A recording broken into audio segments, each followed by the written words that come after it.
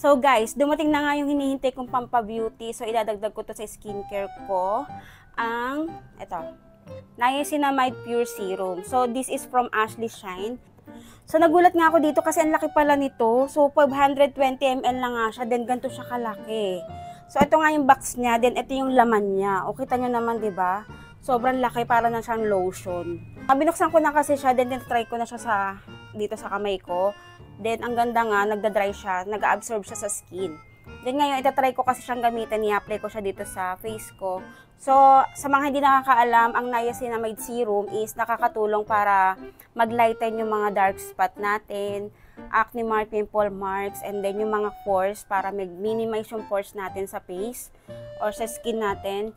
Then, yung mga dry skin, lalo na yung mga nagkakaedad na, yun, nakakatulong tong Niacinamide Serum para ulit yung face natin. Magmukha tayong fresh and young. Then, ang maganda nga dito guys is 2-in-1 na siya. So, pwede nga siya sa face and pwede rin sa body. Then, pwede rin siya sa all skin types. Ang problema kasi ako guys dito sa mga ayan dark spots ko na pinag-anuhan ng mga tigyawat ko. Ngayon, kailangan na talaga natin gumamit ng serum. So, marami na rin ako napanood dito sa TikTok, yung mga doctors, ayan, sinasuggest nila na idagdag sa skincare routine natin ang Niacinamide Serum.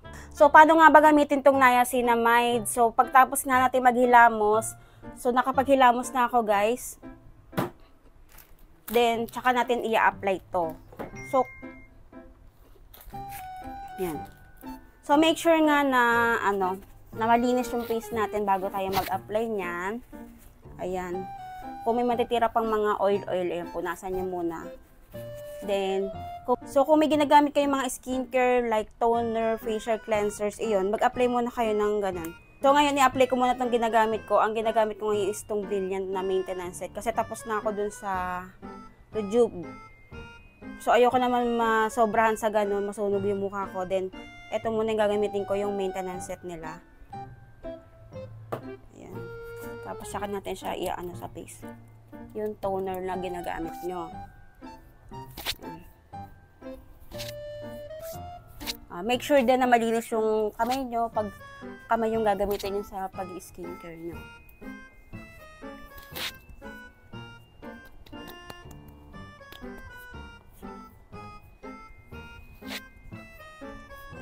So, after nga natin maglagay ng toner sa skin natin, pwede na tayong mag-apply nitong serum. So, maganda siyang gamitin kasi di-pump na siya, guys. So, ganyan lang siya, oh.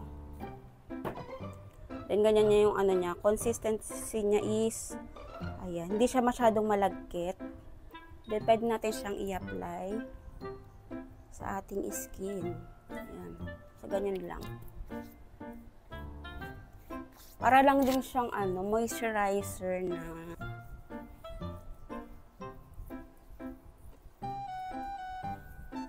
yun. So, ganyan lang guys mag-apply nitong serum. Then, hintayin lang natin siya ma-absorb yung skin natin. Then, pag na-dry na, saka tayo mag-a-apply nung ginagamit nating moisturizer or kaya sunscreen. So, recommended use nga nito is 2 times a day, isa sa umaga, saka isa sa gabi. Basta lagi natin siya isasama dun sa skincare natin kapag mag-skincare tayo. Then, after nga niya, pag na-dry na siya, tsaka tayo mag-apply ng ating sunscreen kung pang sa daily, kung alalabas lalo kayo ng bahay. So, dahil nga malaki naman siya, pwede nyo rin siya gamitin sa body nyo, guys. Yan. Tsaka ang mura lang din. Pwede nyo rin siya gamitin sa body. Pwede nyo siyang gawing lotion na din. Yan. Hindi naman siya malagkit kasi nag-absorb siya sa skin. So, mag-apply na nga ako ng sunscreen, guys.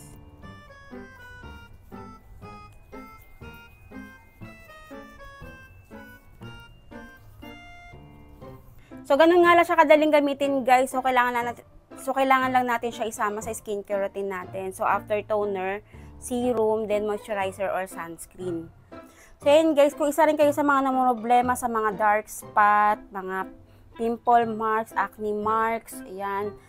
Then, sa mga malalaking pores para mag-minimize yan. So, simulan nyo na rin gumamit nitong Niacinamide Pure Serum. So, pwedeng-pwede nga to sa all skin type at ang maganda dito, sobrang laki na niya at sobrang mura lang din.